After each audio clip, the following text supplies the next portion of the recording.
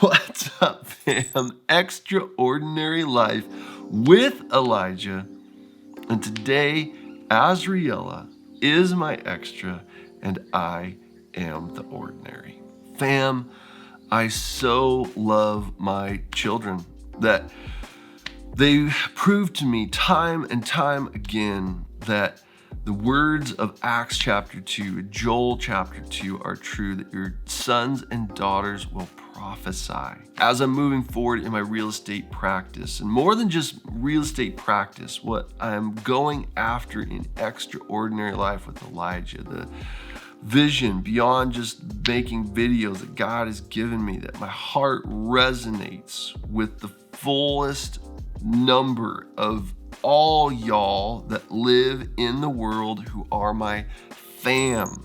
I'm pursuing a community of nations with the Father heart that so loved the world. Now, I love the calling and the destiny that God has placed on my life. That as I live in that space with Him and He shares His heart with me, it's intoxicatingly beautiful, and at the same time, the largeness of a vision that seeks to impact the world at times can be incredibly frustrating. I'm pursuing a beautiful transaction with a friend here in the Bozeman community, and God is acting in mighty ways. He's building community. He's building connections in His church completely across my entire city. People from different faith families serving one another in sacrificial ways, that creating connectivity and celebration and testimony and worship and awe of who God is.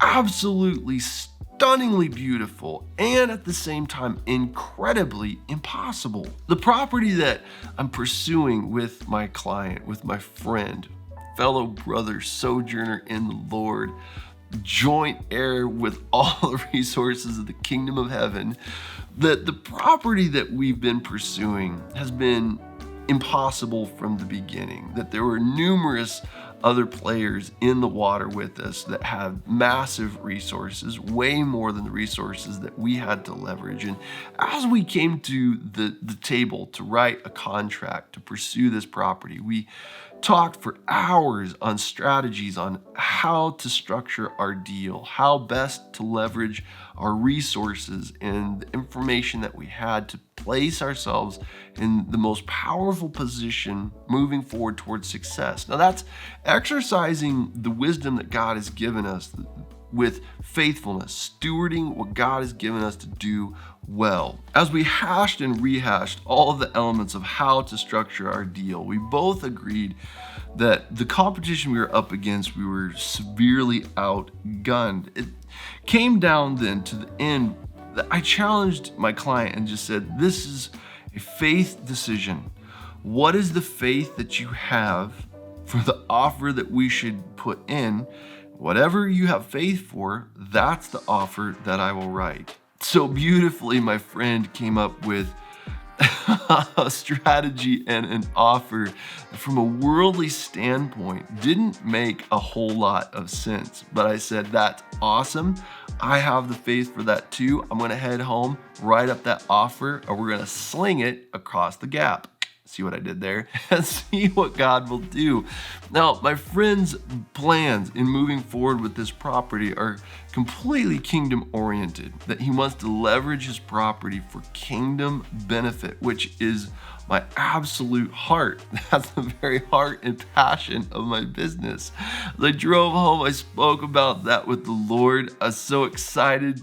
This is exactly where I want to be. This is exactly what I want to be doing. Father, thank you. Give us this position in the land. But getting home, I had reached a place of so much frustration of the visions that me and my friend had talked about in establishing the kingdom, our hearts before God, and the lack of ability to just make that happen, to just crush the competition and ensure that we were going to get this property. I went into the house.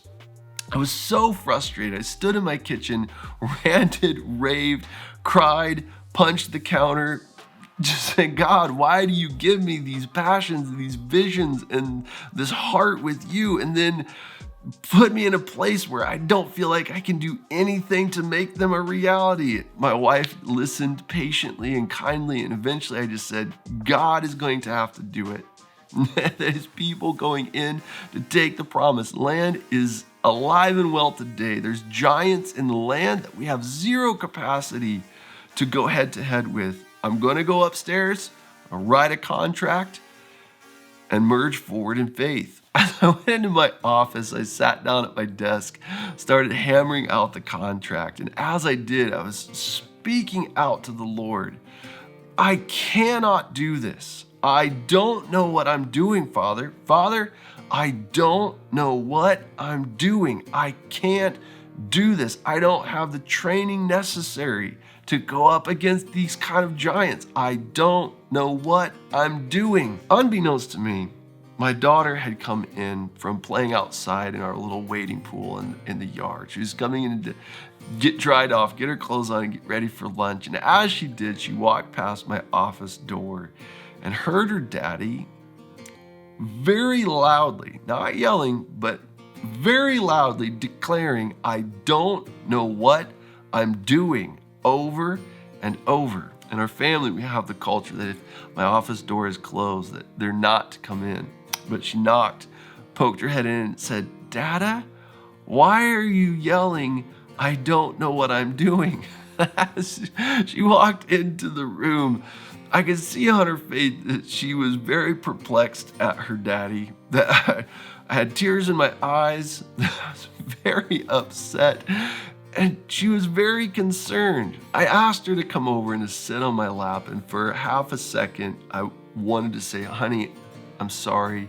Daddy does know what I'm doing, because I didn't want her to be concerned that her dad has zero idea what to do in the family, that she lives in an unstable environment. But that the Spirit was right there and said, this is an awesome opportunity to plant the seeds of faith in your daughter's heart. As I wrapped my arm around her little swimsuit, getting my leg all wet, I told her, Azriela, Daddy is following God by faith. God has given me visions to reach people in the world across the globe, to bring transformation to my city, to transform business, and to accomplish the impossible. Azzy, we walk by faith and not by sight.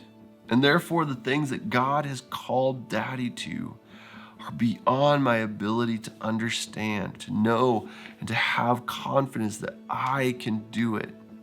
Azzy, Daddy doesn't know what I'm doing, but I know who I'm following. I don't know where I'm going, honey, but I'm not lost. We don't know what the future holds, but we know who holds the future. Azzy, who is it that Daddy is following? She didn't skip a beat. She was sitting so close to my face that she was looking back and forth from one eye to the other. I don't know which eye to look at, but she just looked up and put a finger up. I said, Azzy, that is so right.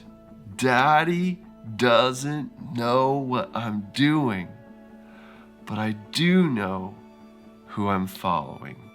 Friends, my encouragement to you is that in your family especially, but as being a leader either of a church or a business or a city or a state or a country or a nation, that as you lead your people, one of the greatest ways to hamstring their strength is to always project a facade of that you know exactly what you're doing, that you never have questions. You're right in the pocket. You always know what you're doing. It's one of the greatest ways to hamstring the people under your authority. That the declaration is that we are to live by faith and not by sight. That the possible holds the power of faith impotent. That the power of grace is held impotent within the perfect. And therefore, in that opportunity when I was yelling, I don't know what I'm doing, and hitting my desk from time to time. When my daughter heard her dad loudly proclaiming, I don't know what I'm doing, that became a prime opportunity to say, we walk by faith, not by sight, little girl, and to demonstrate an example of stepping out into things that are far beyond my ability to control. One of the largest things that I struggle with as being a 41-year-old, owning a company and having vision and drive and passion, the heart of the Father to bring transformation to the world, is that I grew up around adults that projected a testimony of having everything put together, that while I am very sure that they didn't have all of the answers, didn't know what they were doing, and often had times when they felt freaked out and neurotic. The only testimony that I received was that when you're 41 years old, you know all of the answers, you know exactly what's going on, and life is just on lock. That is so far from the truth, it's laughable now, but that then is what I wrestle with as being an adult. And in that moment, I almost constrained my daughter to the same destructive pattern. However, Spirit stepped in and empowered a moment where I was able to be vulnerable and weak, and to invite my daughter into a true testimony of what it looks like to pursue the impossible by faith.